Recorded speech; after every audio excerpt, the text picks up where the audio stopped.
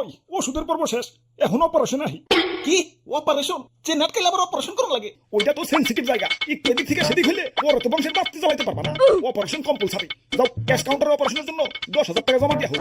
কি 10,000? ও নো, ভুল হয়েছে, 10,000 না 20,000। অপারেশনের জন্য আবার ক্লিনিকে এক সপ্তাহ ভর্তি থাকা লাগবে, ওই ভর্তির জন্য আরো 10,000।